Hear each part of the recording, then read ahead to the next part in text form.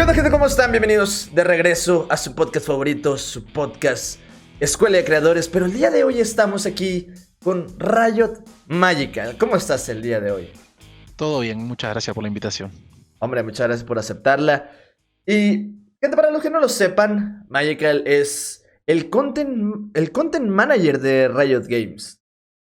Pero aquí la pregunta que yo te quiero hacer es, ¿qué hace un content manager? ¿Qué haces en tu día a día? ¿Qué es ese puesto en Riot? Dale, sí, esa pregunta me surge bastante seguido porque entiendo que si estás trabajando en un medio o algo similar, puedes saber un poco de qué se trata, pero no es algo como de público conocimiento. A ver, mis tareas principales te diría que están divididas en tres áreas. La principal tiene que ver con asegurar el flujo completo de contenidos para todos nuestros juegos y todas nuestras escenas de esports en Latinoamérica en todos nuestros canales. Entonces, ¿de qué se trata eso? A mí me toca tener conocimiento anticipado de todo lo que se va a venir, de todo lo que vamos a publicar en todos los juegos, en todas las escenas de esports, y coordinar de que todas esas cosas salgan en todas nuestras redes sociales, en todos nuestros clientes, en todas nuestras webs, en el tiempo que tienen que salir y en la forma que tienen que salir. Entonces, asegurar al final que todo el flujo de contenido que nosotros generamos, tanto regional como global, cómo eso se junta para darles a ustedes una experiencia adecuada para consumir ese contenido. Entonces, por ejemplo, tengo que decidir, no sé, si tenemos un contenido regional que es muy fuerte y que creemos que les puede gustar mucho, pero si ese mismo día, desde la cuenta global, vamos a estar publicando algo en todas las regiones, yo tengo que tomar las decisiones de mover una cosa, mover la otra, esto aparece en cliente, esto no aparece en cliente, esto va a la web, esto no, esto aparece en el mobile app, etcétera, etcétera. ¿No? Al final me toca vigilar de que ustedes puedan consumir el contenido de la mejor manera, y para eso tengo que coordinar los contenidos que vienen de todas las áreas, de todos los juegos y de toda la escena eSport, tanto mundial como regional. Ese es como el primer trabajo, que tiene que ver un poco con asegurar un proceso y un flujo adecuado para que todos los equipos que generan contenido puedan entregarnos, y yo tengo que centralizar eso y asegurar que después se desparrame y se divida para que ustedes lo puedan consumir. Esa es como la primera tarea y probablemente la más importante de todas. Así que si ustedes ven un contenido en YouTube, ven un contenido en el cliente y demás, es porque al final yo estoy haciendo mi trabajo de que eso llegue a ustedes de buena manera, básicamente. En segunda etapa, cuando te mencioné de que mi trabajo era que ese contenido le llegue a ustedes en el tiempo adecuado y de la forma adecuada, tiene que ver con la segunda tarea que estoy a cargo, que tiene que ver con asegurar que el tono y la narrativa de los contenidos que les entregamos sea la correcta. ¿Y a qué me refiero con esto? Cada juego que tenemos es único y es distinto. Y de esa manera nosotros a ustedes desde esos juegos les hablamos de manera diferente. No es lo mismo como, si querés, habla League of Legends que como habla Valorant. Tienen como personalidades distintas. Si vos pensaras los juegos como personas, son distintas, ¿no? La manera en que Valorant es como mucho más desafiante, es como, no sé, es como, tiene como una personalidad distinta a LoL, ¿no? Que tiene una personalidad distinta a TFT, por ejemplo. TFT es como mucho más bromista, y tiene como, y eso se llama tono editorial. Y lo mismo para la escena de eSport, ¿no? Cómo se comunica la escena de eSport de Valorant no es igual que cómo se comunica la escena de eSport de LLA, por ejemplo. Entonces, mi segunda tarea tiene que ver con asegurarme de que cada uno de los contenidos que trabajamos o las narrativas que les presentamos, por ejemplo, en las competencias de eSports, estén adecuadamente alineados a la voz de ese juego, cómo ese juego habla, ¿no? De nuevo, un juego de cartas como Legends of Runeterra no te habla de la misma manera que como te habla League of Legends, que como te habla TFT, que como te habla Valorant, etcétera, etcétera, ¿no? Y mi tarea es como asegurarme de que esos tonos, nosotros le decimos como voz editorial o como ese tono, sea el correcto en cada una de las publicaciones de todos esos contenidos que te conté antes que me toca asegurar que lleguen a ustedes. Esa es como la segunda parte. Y la tercera tiene que haber más que ver con un punto de vista estratégico, que es como ser parte del equipo que define cuáles son las estrategias de comunicación que vamos a utilizar. Entonces, por ejemplo, vamos a lanzar un campeón nuevo y tenemos una estrategia de comunicación que vamos a mantener global para todas las regiones, porque al final el campeón es el mismo en todas las regiones, pero regionalmente nosotros siempre hacemos alguna iniciativa en particular. Entonces, asegurarme de que lo que queremos lograr regionalmente se logra a través de la comunicación. Y eso se trabaja alrededor de estrategias de comunicación o de estrategias de marketing, como ustedes le quieran decir. Esa es como la tercera área de la que me encargo. Esas son como las tres patas, en orden como de prioridad, si querés. Mira, a mí nada más con lo que me dijiste la primera, yo ya estaría saturadísimo. Y luego, ahí vienen juegos nuevos, viene Rey Arruinado, viene Proyecto, no me acuerdo qué letra era, Proyecto L, creo, L. viene el de las peleas, viene el MMO, o sea, cuando La lleguen serie todos animada, esos, etcétera, etcétera. la serie animada, cuando llegue todo eso, Ujú. es igual a ti. O sea, pensá que el año pasado a mí me tocaba coordinar todo el contenido que teníamos para League of Legends. El año pasado lanzamos Legends of Runeterra, lanzamos Valorant, lanzamos TFT Boil, etcétera. Este año lanzamos Wild Rift y al final sí, cae todo sobre mí. Y yo al final lo que tengo que hacer como persona que lidera el área es encontrar la manera de definir los procesos adecuados para poder escalar el área a medida que vayamos teniendo más comunicación, ¿no? Porque al final cada juego necesita comunicar cosas distintas. Y lo otro que es bueno o porque a mí me gusta mucho es, hay muchas veces que nosotros hacemos como promoción entre juegos. O por ejemplo, vamos a la escena eSport, por ejemplo la LLA. Ustedes si siguen las cuentas de League of Legends, hay mucho contenido de la LLA que nosotros compartimos en la cuenta de League of Legends, porque son contenidos que estratégicamente están pensados para un jugador de LoL, no están pensados para un fanático de eSports, ¿no? Es algo que nosotros creemos que cualquier jugador de LoL puede disfrutar y a partir de ahí se puede acercar a mirar la LLA, ¿no? Y para poder coordinar qué contenidos vamos a compartir en las cuentas de LoL, de LLA, yo tengo que saber todo lo que va a publicar la LLA, todo lo que va a publicar LoL, cuál es la prioridad de cada uno de los productos que nosotros le llamamos internamente, cuál es la prioridad de LoL, cuál es la prioridad de la LLA, y poder definir cuáles son los mejores momentos para compartir cosas y cuáles no. Entonces, por ejemplo, para League of Legends, algo que es muy importante, como ustedes sabrán, es el actualizando. Por ejemplo, un contenido súper importante. Si la LLA tiene un contenido importante el mismo día que el actualizando, a mí me toca, yo levanto la mano y digo, hey, chicos, cuidado, mejor el contenido de LLA, movámoslo al jueves para que podamos darle el destaque que ustedes como eSport necesitan para tener éxito en lo que están haciendo, por ejemplo. Ese es un ejemplo de cientos. Ahora con Wild Rift y League of Legends también se comparten cosas, a veces con Legends of Runeterra, etcétera, etcétera, ¿no? Entonces al final es como coordinar todo, es como una telaraña gigante de cosas y a mí me toca como ordenarla. No sé, caray, o sea, y luego te digo, hoy acaba de salir un nuevo campeón Ujú. y para mí es como, tengo que reagendar cosas, tengo que mover varias cosas, cancelar, levantarme más temprano, porque, bueno, de hecho, me agarran de sorpresa, o sea, Ujú. pues no te voy a decir a ti, ¿verdad? Pero, por ejemplo, los posts de Riot siempre llegan de sorpresa, nunca me llegan avisando, ni con días antes para prepararme, no, tiene que ser sorpresa. Me acuerdo muy bien una vez. Hubo una vez que, cuando salió el mapa, ¿tú conoces el lore de League of Legends? Sí, no soy experto, pero sí lo conozco. Bueno, antes no había mapa oficial, Ujú. llegó a salir, pero cuando salió yo estaba en vacaciones en la playa. Ya no disfruté mis últimos días en la playa. Yo Hay que ya trabajar. quería, yo ya quería regresar a trabajar. El trabajo del creador de contenido. Está muy bien. Y Pero lo... parte bonita de todo el mundo de League of Legends y de lo que se armó en general, ¿no? Alrededor de Riot, tiene que ver con esas sorpresas, ¿no? Al final, cuando vos Sí, te sí, sí, sorprendés, cuando sí. sale un campeón nuevo, te genera una emoción, se te pone la Sí. piel de gallina y todo, y eso lo perdés si sabes con anticipación. Eso es algo malo de mi trabajo, por ejemplo. Yo sé meses antes lo que va a salir. Y entonces como que pierdo ese momento del fan cuando lo Ajá, veo en vivo vale. junto con todos Sí. ustedes. Lo veo yo solo en mi PC o en la reunión, como 2 meses antes que salga, como veo las versiones previas, por ejemplo, para un video como los de Storyboard, la versión animada. Entonces cuando ya ve el video final, como que ya viviste todo el proceso desde arranque, entonces como que no tiene esa misma sorpresa que tienen ustedes. Y a veces eso a mí me pone celoso, porque como jugador me encanta sorprenderme con esas cosas, ¿no? Sí. Y como por la naturaleza de mi trabajo me lo pierdo, porque yo tengo que ver todos los contenidos que salen para justamente coordinarlo de la manera adecuada. Así que sí, es como una de las partes malas, ¿no? Sí, sí, te comprendo. Por ejemplo, a uno del Lore también le revelaron el juego del Rey Arruinado. Y yo sí fue como que, oye, ¿por qué no me lo revelaron a mí? Lo pensé bien y... No, qué bueno que no, oye, porque si no, imagínate, yo ya voy a saber. No disfrutaría el juego.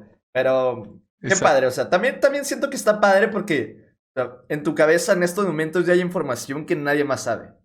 Sí, y eso también hace que tenga que andar con cuidado, como que no se te escape nada. ¿Alguna vez se te ha escapado algo un Sí, poco? una vez se me escapó en una entrevista con unos chicos que tienen un podcast en Chile que se llama, Ujú, em, bueno, ahora no me acuerdo del nombre, pero es un podcast de Valorant que lo hace Sebastero y Maru Rockets, que son ujú. dos personas de la comunidad chilena de Valorant, y en una entrevista con ellos se me escapó el nombre de la nueva gente que iba a salir como dentro de 2 semanas. Y ellos fueron como súper, súper profesionales y cuando estaban editándolo se dieron cuenta que yo dije un nombre que ellos no sabían de qué era y se acercaron a mí y Javier, vimos esto y no te queremos generar problemas. Se acercaron a mí y después lo editaron y lo sacaron. Ah, qué Pero bueno, fueron súper qué bueno. profesionales, la verdad. Eh, A mí se me escapó y eh, ni me di cuenta, o sea, como yo estaba hablando y, lo dije, y de hecho ni siquiera se me escapó el nombre, se me escapó como el nombre código, muchas veces internamente en los proyectos, sí, sí, sí. vos tenés un nombre, como por ejemplo ahora, Project L. que es como el juego de pelea. Es el nombre código, digamos. Y después tendrá su propio nombre, y lo mismo con varias cosas. Entonces, a mí se me escapó como el nombre código de la gente que nosotros veníamos manejando hace varios meses, y como que se me escapó así como de manera natural sin ni darme cuenta. Fueron súper, súper profesionales ellos. Cara, no, qué bueno por los muchachos. En este caso, ¿qué agente era? Supongo Sí, que ya salió, era ¿no? Sky, ya salió. Era Sky, es la gente australiana que Sí, salió sí, en sí. Valorant ya hace varios meses. Ahí sí pueden notar, bueno, para los que nos estén escuchando no van a poder ver, pero los que nos están viendo por YouTube, ahí está el pajarito de Ah, el Sky pajarito. que me mandó Valorant. Muchas gracias al Ahí está, equipo mira, de Valorant. Valorant. Ándale. Ah. Es un juego que me gusta mucho. Pero ahora sí, adentrándonos más a tu vida. En algún momento no eras Rioter. ¿Qué Exacto. hacías antes? ¿Cómo llegaste a Riot? Yo ahí sé varias información, te doy varias información, pero quisiera que nos contaras, si alguien quiere ser Rioter, quiere llegar a Riot Games, más o menos cuál fue tu experiencia para llegar a... Ujú. Mira, yo estudié diseño gráfico e ingeniería en sistema. Después me perfeccioné en comunicación, hice mis posgrados en comunicación estratégica y demás. Pero, a ver, yo toda la vida trabajé, en particular trabajé en una agencia de publicidad como por 5 años. Me tocaba liderar el área digital, que tiene que ver con todo lo que tiene que ver con sitios web y desarrollo, etcétera. Y después pasé a una empresa de desarrollo que hoy en día se llama Endava, que está en muchos países de Latinoamérica. Tienen oficina en Colombia, en Uruguay, en Argentina, creo que tienen en México también, en un montón de lugares. Y ahí me tocó liderar el equipo de desarrollo web para Viacom. Viacom es la marca que es dueña de MTV, Nickelodeon, VH1, etc. Yo lideraba el equipo con el cual desarrollábamos lo que se llama en desarrollo web frontend, el que trabaja en web. Sí, Básicamente sí. está dividido en dos. El backend es como la parte de programación que la gente no ve, y el frontend es la parte como que Ah, vos ves de bonito. la página, que ambos se necesitan. Como yo vengo de un background donde estudié diseño e ingeniería, yo tenía un poco de los dos mundos y coordinaba entonces esa parte. Y ahí trabajé durante 5 o 6 años. Pasa que en paralelo, por mi pasión por los videojuegos, yo tenía un sitio web, como un blog si querés, donde escribía sobre videojuegos, sobre juego de rol, juego de mesa, que son Lo las que cosas fue que me encantan. Coliseo. Exactamente, esa página se llamaba Coliseo, y ahí escribía porque me servía a mí como para escribir de lo que me gustaba. Era como si quería un escape, ¿no? Tenía mi trabajo de oficina de 9 a 6 todos los días, y escribía los fines de semana y demás. Ahí empecé a escribir sobre LOL competitivo porque me gustaba. Empecé a hacer torneos, tanto de juego de cartas. En ese momento, por ejemplo, un juego de cartas se llama Leyenda de 5 Anillos, y aparte empecé a hacer torneos de League of Legends. Esos torneos de League of Legends estamos hablando de 2012, 2013, algo así. Riot me apoyaba con algunos premios en RP porque yo me acerqué a ellos a comentarle, y en esos torneos empezaron a jugar equipos grandes. En ese momento equipos como Furious, como Isurus, como PEX. En ese momento yo creía, no sé, Royal Paladin, Renegades of Hell eran equipos de Chile que ahora no existen más. Empezaron a jugar esos equipos porque los torneos servían, les gustaba la exposición, etc. Pasaron un par de años de organizar estas cosas, y yo seguía con mi trabajo normal. Se me acercó Mini Bestia, que un chico que está metido en la escena de League of Legends probablemente lo conoce, que tenía un equipo y que quería como representar a la página. Estaban buscando como tener como una escuadra oficial, ¿no? Era un grupo de amigos. Ese grupo de amigos, el que conoce la escena competitiva de League of Legends, a Mini Bestia lo va a conocer. En ese momento Shaimen era el tirador, que después se cambió el nombre y es Fix, fue al mundial con KLG un par de veces, etcétera. Ellos jugaron todo en el equipo de Coliseo. Y en ese momento se llamó Coliseo Dragons, y yo dije, ok, ¿por qué no? Probemos, ¿no? Entonces al final fui dueño del equipo, lo fundé, diseñé el logo, diseñé la marca, me dediqué a los sponsors, y Mini se ocupaba de la parte deportiva. Entonces ahí tuve un equipo de League of Legends en paralelo a mi trabajo de todos los días para MTV en particular. Y a partir de este trabajo como manager y dueño de equipo, Riot me conoció en otro perfil, ¿no? Y en el 2014, en la parada competitiva de Argentina, me acuerdo que uno de las personas que trabajaba en Riot en ese momento se llamaba Leo Ibáñez, que dirigía la parte de esports. Él es de Rosario, yo también vivía en Rosario, en Argentina. Y él fue a visitar al padre, y almorzamos un día ahí, como nos juntamos a almorzar como para charlar y demás. Y nada, él me preguntó qué hacía yo en mi trabajo, porque él me conocía como dueño de equipo, pero no sabía qué hacía. Yo le conté, ¿no?, que coordinaba un equipo. Este equipo era para desarrollo digital, web, todo lo que tenía que ver con redes sociales, con páginas, etc. Y obviamente él conocía mi trabajo en Coliseo, donde yo escribía sobre eSport, tenía un equipo, organizaba torneos, etc. Y llegó a un punto donde él, que lideraba la escena de eSport acá en Latinoamérica, necesitaba una persona que se haga cargo de la comunicación, que sepa coordinar equipos de trabajo, y que conozca de la escena de eSport local. y él creyó que yo era una persona que cumplía todas esas características, y él me llamó a trabajar en Riot. Yo nunca busqué trabajo en Riot. Yo jamás pensé trabajar en la industria del videojuego en mi vida.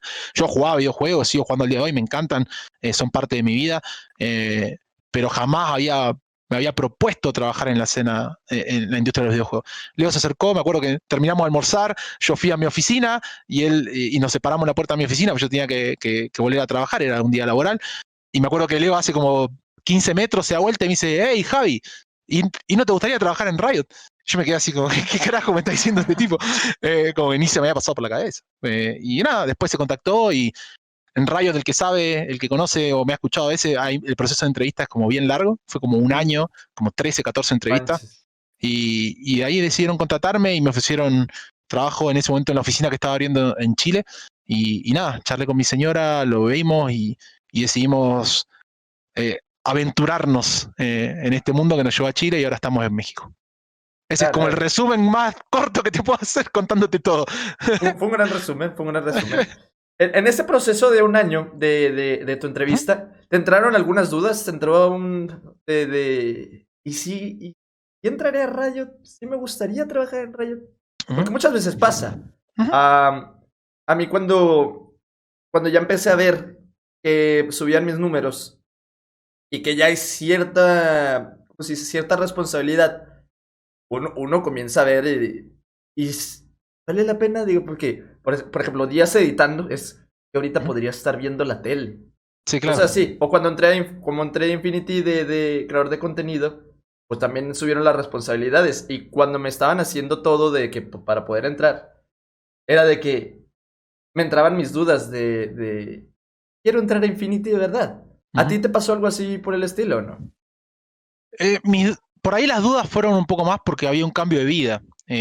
Yo vivía en Argentina, en ese momento era padre de 2 hijos, hoy soy padre de 3, y ellos tenían, no sé, 3 y 2 años, una cosa así. Y era como mudarnos a Chile, ¿no? Y la decisión más difícil y la que conversamos mucho con mi señora fue alrededor de, eh, no tanto del trabajo, si me gustaba o no me gustaba, porque sí era algo que me gustaba, que me apasionaba, etcétera, Qué sino bueno. era mucho más alrededor de si queremos hacer ese cambio de vida, ¿no? Porque al final cuando uno se muda de país con sus hijos, al final le está negando, no sé, los primos, los abuelos, la mitad, uno mismo deja a sus amigos de toda la vida, sus costumbres, ¿no?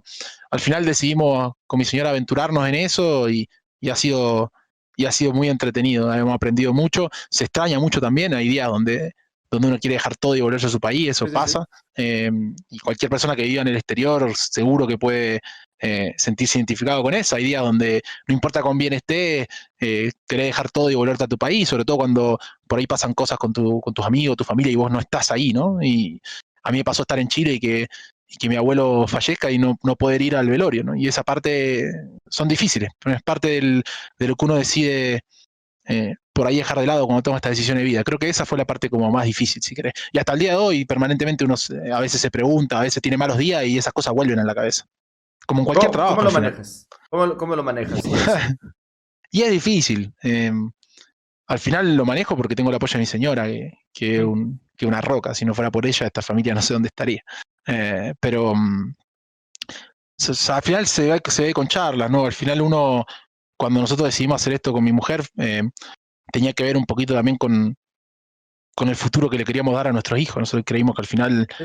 lo que le podríamos brindar nosotros a nuestros hijos para cuando crezcan, desde el punto de vista económico, la tranquilidad o los estudios, lo que sea, creímos que la oportunidad era mejor eh, tomando esta aventura en Riot, ¿no? En ese momento en Chile, ahora en México, que lo que era en ese momento en Argentina, que si bien yo estaba trabajando muy bien, en ese momento en Argentina las cosas estaban medio raras, la estabilidad económica en Argentina no es una de las cosas que funcionan mejor, y había mucha incertidumbre como a futuro de qué iba a pasar, y, y al final se conversa eso, siempre cuando surgen estas cosas es como se charlan, hay momentos tristes, hay momentos donde uno piensa que va a dejar todo, y después hay momentos donde uno se da cuenta de lo que por ahí le está brindando, sobre todo a nuestros hijos, y ahí como que te deja un poco más tranquilo, pero igual es difícil.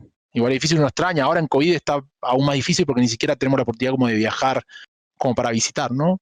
Y ahora en México está complicado porque incluso está mucho más lejos que lo que era Chile, por ejemplo, para ir a Argentina. Entonces, al final se manejan en pareja, pero son cosas que se tienen que charlar. Es parte al final de una aventura de vida que estamos como viviendo acá los 5, porque hoy en día tengo 3 hijos. Así que ahí vamos. ¿Cómo les ha tratado México? A mí me encanta, la verdad. Me siento muy cómodo en México. Sinceramente, igual tampoco es que conocemos demasiado, porque yo llegué en enero del año pasado, fui a la oficina enero y febrero, y en marzo cerramos la oficina Cerraron y todo. estoy trabajando de casa. Así que yo hace más de un año que estoy trabajando desde mi casa en México, así que tampoco es que conozco demasiado, ¿no? Pero en general, bien, la gente es súper amable. En ese sentido, por ejemplo, como culturalmente, México es mucho más parecido a Argentina de lo que era Chile, por ejemplo. Entonces, en ese sentido, hicimos clic muy rápido.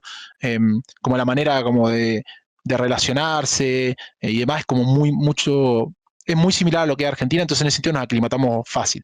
Lo difícil es que estamos mucho más lejos. Entonces, volver a visitar, en Chile yo me levantaba un día y decía, me voy a Argentina ya, y en 2 horas estaba en mi casa, en Argentina, ¿no? Y eso en México obviamente no se puede dar, pero también tiene otras ventajas que estamos tratando de aprovechar, ¿no? Al final he estado, no sé, más cerca de Estados Unidos si quisiéramos visitar, si eventualmente me encantaría llevar a mi hijo y que conozcan Disney, por ejemplo, y eso es algo que estando en México es mucho más fácil de hacer que estando en Chile, entonces tiene otras ventajas que uno trata de aprovechar en este momento que está en México, ¿no? Estuve en Chile, estuve en México, no sé dónde voy a estar dentro de 5 años, entonces uno trata de aprovechar como lo que tiene en ese momento en esta como aventura que uno está forjando de alguna manera.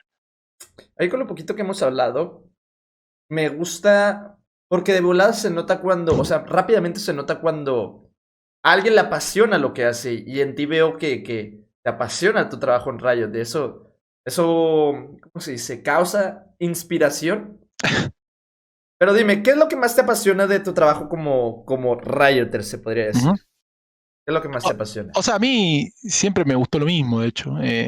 A mí lo que me gusta es un poco esta filosofía que tiene Riot, que no es igual a ninguna otra empresa que yo conozca, por lo menos, en la industria de los videojuegos, que una es estar presente en Latinoamérica, con gente de Latinoamérica trabajando para Latinoamérica.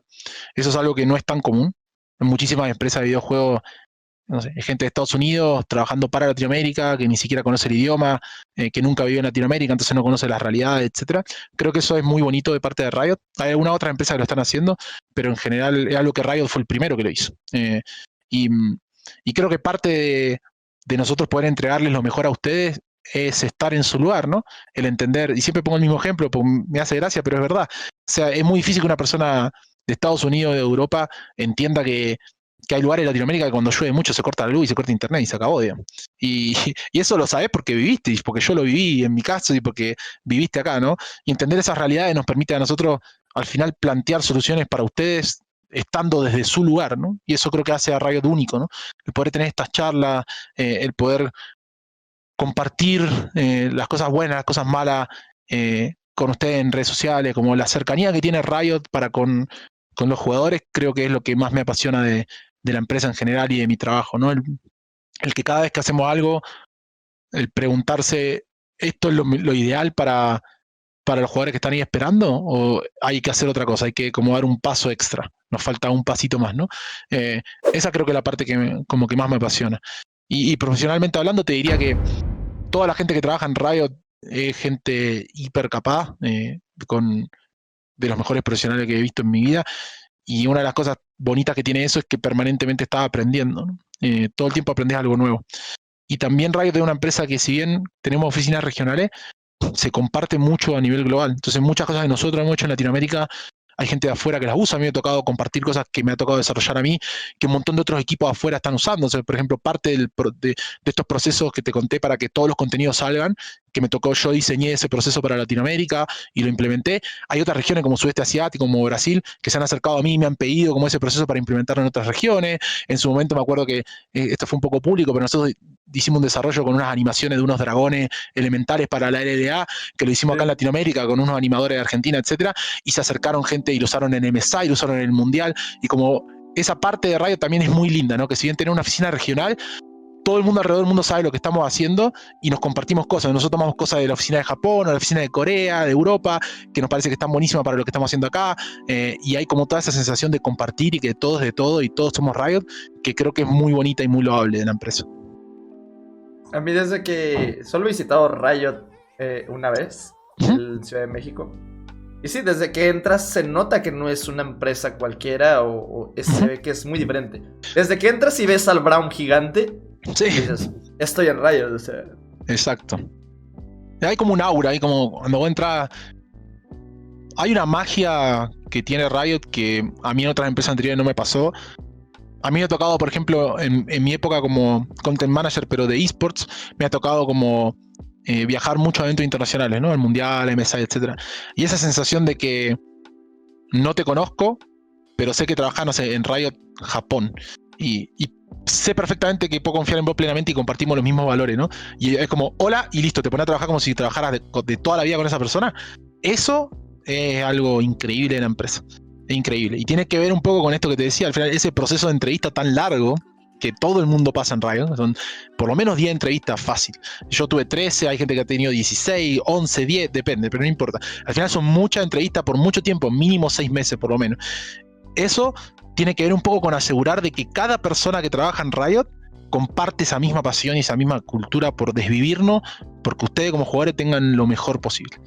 Y eso es algo que te une enseguida cuando ve a alguien. Cuando ve a alguien con la camiseta de Riot, no importa de dónde sea, vos sabés que comparte los mismos valores que vos. Y eso es muy fuerte desde mi punto de vista.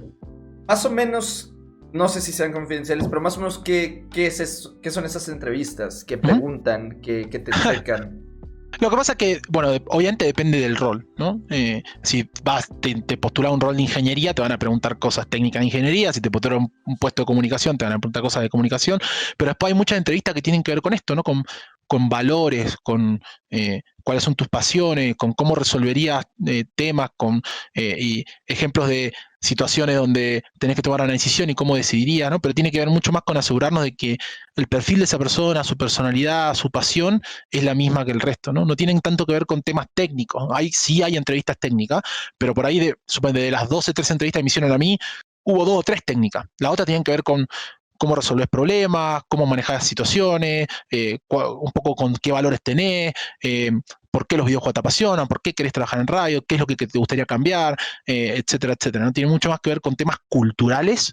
La norma es como el 80%, 70% de las entrevistas tienen mucho más que ver con asegurar de que las personas que van a trabajar en Riot culturalmente compartan esta pasión que todos los que trabajamos en Riot compartimos. Por ejemplo, a mí en directos, en comentarios en YouTube, sí me han puesto. Prácticamente varios piensan que soy uno de Riot, ¿verdad? Como si yo también pudiera hacer algo de que. Hey, diles a estos que me desbaneen porque. Ni Tal. Pero no, o sea, ahí sí yo no puedo hacer nada de lo que les digo. Pero hay varios que me comentan, tipo, oye, ¿y cómo le hago para entrar a Riot, para hacer un Riot? Y pues no sé ni qué responderles. Por ejemplo, a ti te buscó Riot. Sí. Pero también se puede entrar. O sea, puede entrar uno postularse. Sí, de hecho mi caso es raro.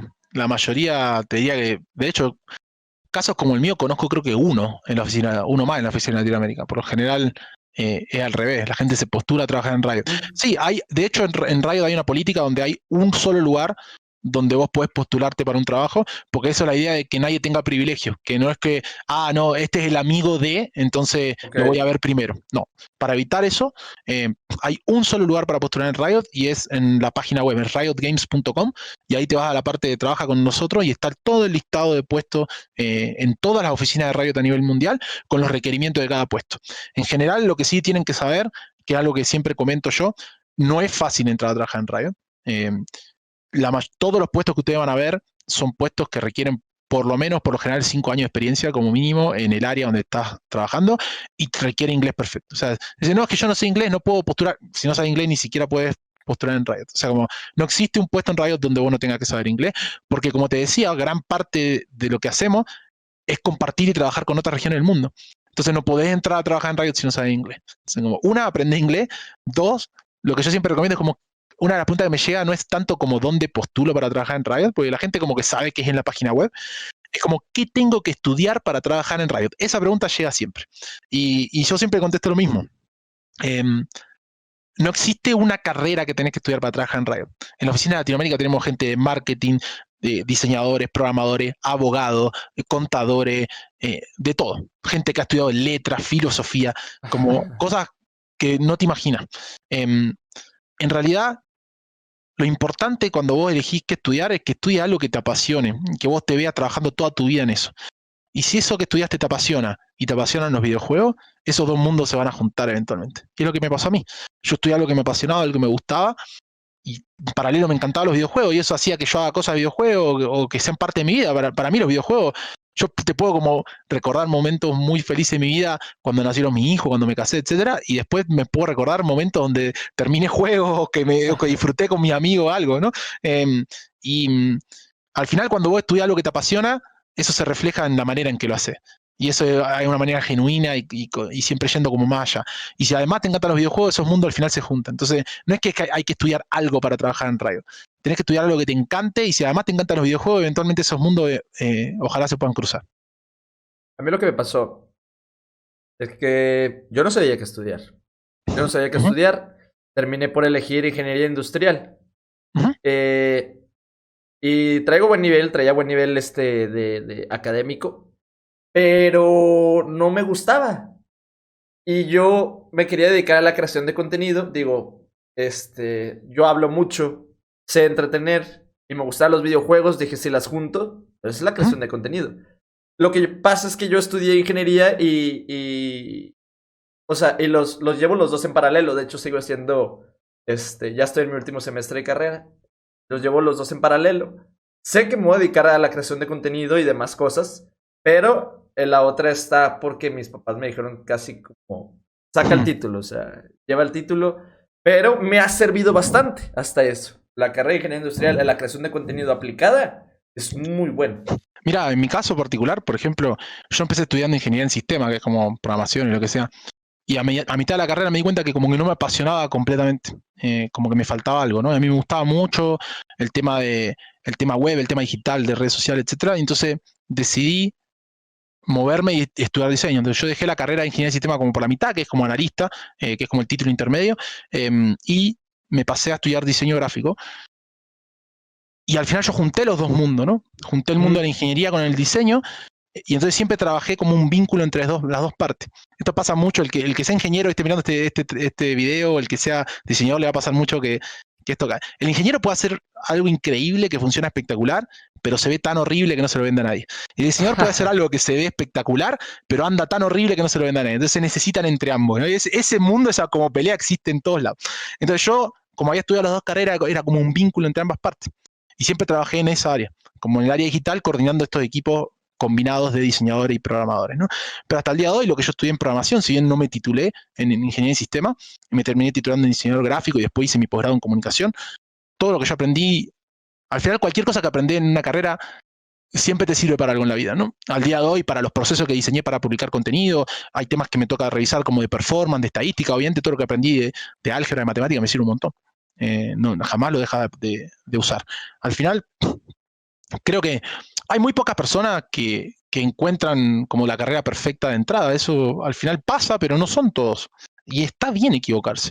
Lo importante es que cada una de esas experiencias que tenés te hagan crecer como persona y que no las descartes. Que no diga, no, yo ya no estudio esto, así que no lo voy a usar más en mi vida. Eso no es así. Al final todo lo que uno va aprendiendo le sirve para formarse como persona y como profesional, y eventualmente siempre vas a encontrar una manera en la cual esos aprendizajes te ayudan para lo que estás haciendo. Ahora, preguntas obligadas para ir terminando. Preguntas obligadas que siempre les hago. Aquí te puedes explayar en lo que tú quieras. Si tuvieras una máquina del tiempo ahorita mismo para viajar al pasado y poder cambiar algo o darte algún consejo, ¿qué harías o lo harías? No creo. Al final, como el camino que uno va construyendo creo que es parte ¿no? De lo que uno lo disfruta. Si uno cambiara las cosas porque sabe el resultado, creo que perdería como ese gustito de aprender en el camino. Como a mí parte de lo que me gusta es como sorprendente, y a veces me voy a equivocar, a veces me equivoqué, a veces me salieron las cosas bien, pero en todas esas veces me aseguré de aprender. Y eso no lo hablo solo respecto al trabajo, sino respecto a todo. Así que te diría que probablemente no cambiaría nada. Como que creo que el camino que fui construyendo con mi señora y con mi familia en particular ha sido difícil en momentos, ha sido más fácil en otros, pero al final ha sido un camino que por lo menos me permite hoy estar feliz con donde estoy. Wow, me gustó la respuesta, ¿eh? No me han dado una respuesta así, aquí me gustó. Ahora, ¿qué 3 enseñanzas de vida le darías a la gente que nos está? 3 enseñanzas. A ver. Una cosa que creo que vale la pena y sobre todo lo veo muy hoy en el mundo de las redes sociales es como tratar de ponerte en el lugar del otro antes de contestar. Creo que es algo que hoy en día pasa muy poco. En esta vorágine de las redes sociales y que todas las respuestas son instantáneas, hay como este sentimiento de que la gente casi que te exige o te demanda que vos le des una respuesta. Y creo que esa es una manera muy inadecuada de tratar de conseguir lo que estás logrando, digamos. Y también el poder entender que las cosas que uno dice pueden lastimar a otros, ¿no? A mí que me toca desde el lado como de figura pública, hay que entender que hay cosas que quizá yo puedo bromear con un amigo de toda la vida en privado, pero hay cosas que públicamente uno no puede bromear porque hay gente que es algo que le puede tocar una fibra y que uno sin intención puede lastimar a gente, ¿no? Y creo que el ponerse siempre en el lugar de otros antes de abrir la boca, o en este caso empezar a escribir en el teclado, creo que es algo que tenemos que aprender un poco más, como el tener empatía para con el otro. Creo que vale la pena. Otra, al final, creo que mantenerte fiel a tus pasiones, a mí es algo que jamás me voy a cansar de decir. El que me sigue a mí en redes sociales sabe que yo soy fanático del Counter-Strike, soy fanático de los eSports, me encanta jugar un montón de juegos y creo que es una de las cosas tan lindas de Riot, como nadie te dice cuando llega a Riot que ahora solamente podés hablar de los juegos de Riot y nada más, y como no, somos todos gamers y hay gente que juega consola, le encanta lo que sea, ¿no? A mí me encanta jugar juegos con, no sé, mucha historia, ahora el que me sigue sabe que, no sé, que había jugado lo que vos quieras, el Cyberpunk, después que me jugué el de Star Wars, antes me había jugado el Death Stranding, ahora estoy jugando el Red Dead Redemption 2, como que al final me encantan esos juegos, me encantan también el Valorant, me encanta LOL, juego mucho más Valorant que LOL últimamente, pero siempre fui más de los shooters, toda la vida jugué Counter-Strike desde el 1.5 en Argentina, en los ciber, hasta cuando trabajé en Cibercafé, mis amigos venían al Cibercafé y cerrábamos el ciber, esa parte era muy graciosa, me tocaba que no me escuche el dueño del ciber en ese momento, nada, pero el dueño del ciber me decía, mira, si todas las computadoras están llenas en el ciber, vos haces lo que quieras. Entonces, mis amigos venían al ciber, decían, ¿cuántas computadoras hay? 20. Listo, nosotros pagamos las horas de las 20, a partir de las 9 de la noche hasta las 4 de la mañana, y yo cerraba el ciber, cerrado, y nos quedamos, mis amigos y yo, jugando toda la noche. El dueño contento porque tenía todas las computadoras ocupadas, pero al final para mí era genial porque estaban todos mis amigos en el ciber, era muy divertido. Como al final ser fiel a tus pasiones, al final si sos fiel a tus pasiones, creo que pasan cosas buenas.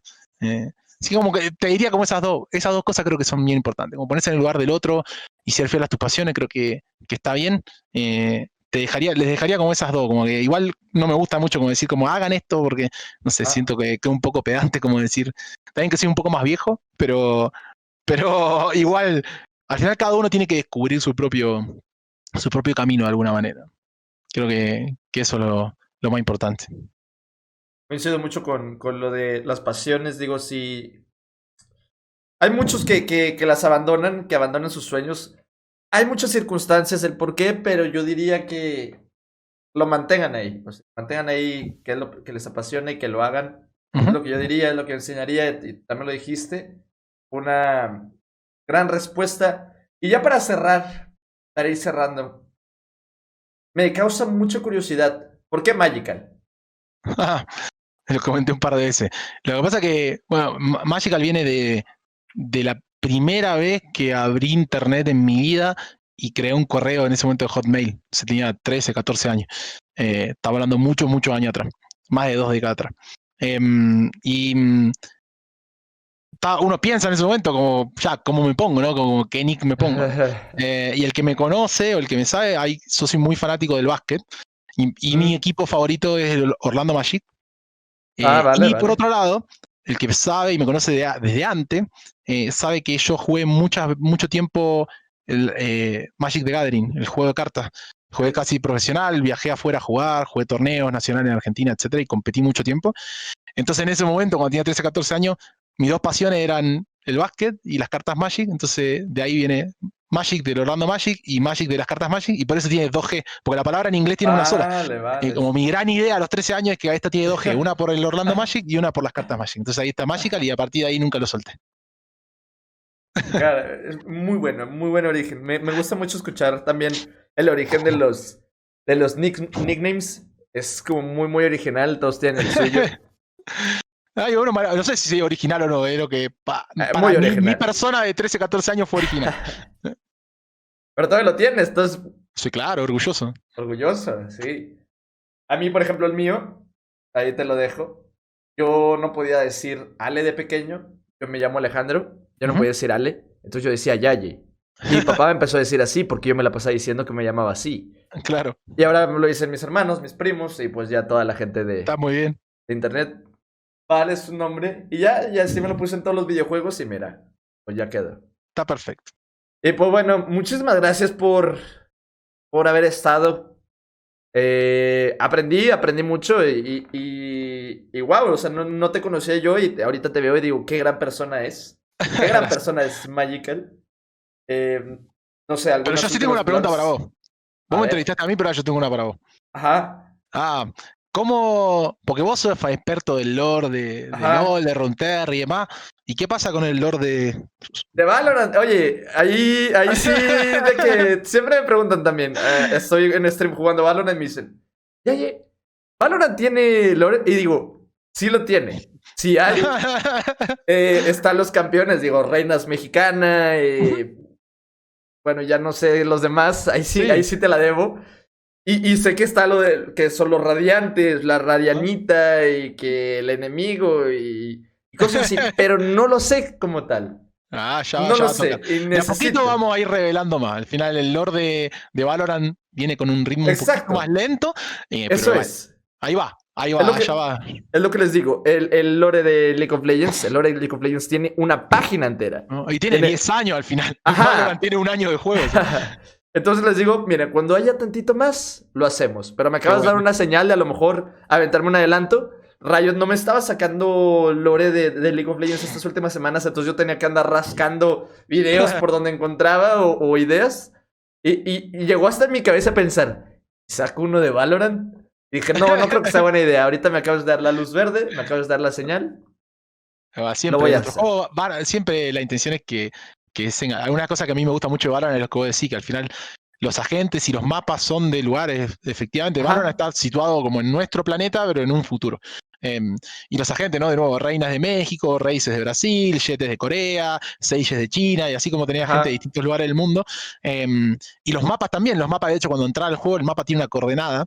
Y esa coordenada es un lugar del mundo, ¿no? Cuando vos entras en la pantalla de carga que dice el nombre del mapa y abajo aparece una coordenada.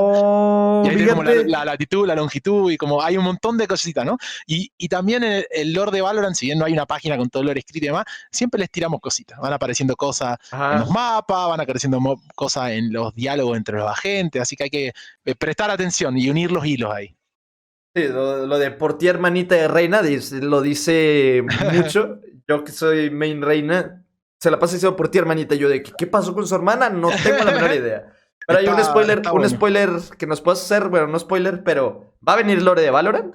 Sí, la idea de Valorant es empezar a contarles un poco más de qué se trata, ¿no? Pero de a poquito. No es que va a salir una página con todo el lore de Valorant, etcétera, sino como queremos un poquito que lo descubran ustedes también. Entonces vamos a ir soltando pequeños guiños, pequeñas pistas, y esperamos que alguno una eso y empieza a descubrir un poquito, porque evidentemente hay un mundo, ¿no? Si estamos en un mundo de, como se dice, de un futuro cercano, porque hay, no sé, una reina en los dos equipos, ¿cómo eso es posible? ¿No? Eso hay que averiguarlo. Ahí lo dejo. Esa era la pregunta que yo tenía. En este caso, League of Legends, lo que nosotros jugamos no es canon, no es historia. De hecho, la grieta del invocador ya la quitaron de las historias. Entonces era de que, entonces el mapa de Valorant sería. Si ves Asen está en Venecia, creo que está situado, no me acuerdo. Y así como de cada mapa, este está en Italia, después hay otros mapas en otros lados, etcétera. Es parte de. Sí, vamos de a poco. Primero, obviamente, recién lanzamos el juego, así que hay que mantenerse tranquilo. Pero sí, al final siempre queremos como darle un poco más. Sabemos que hay mucha gente que disfruta como de las historias, esas cosas, y sabemos que es parte importante, así que ahí de a poquito les vamos a ir entregando un poquito más. Power, muchas gracias por haber aceptado y te digo, aprendí mucho y espero que les haya servido también a la gente, también de conocerte más a ti. Y pues gracias. A ver si se arma un Magical número 2 en este podcast en algún futuro. No hay problema, ahí juntamos preguntas en los comentarios que te hayan faltado y nos juntamos en otro momento a resolverlas, si te parece. Y pues nada, gente, espero les haya gustado y nos vemos hasta el próximo podcast.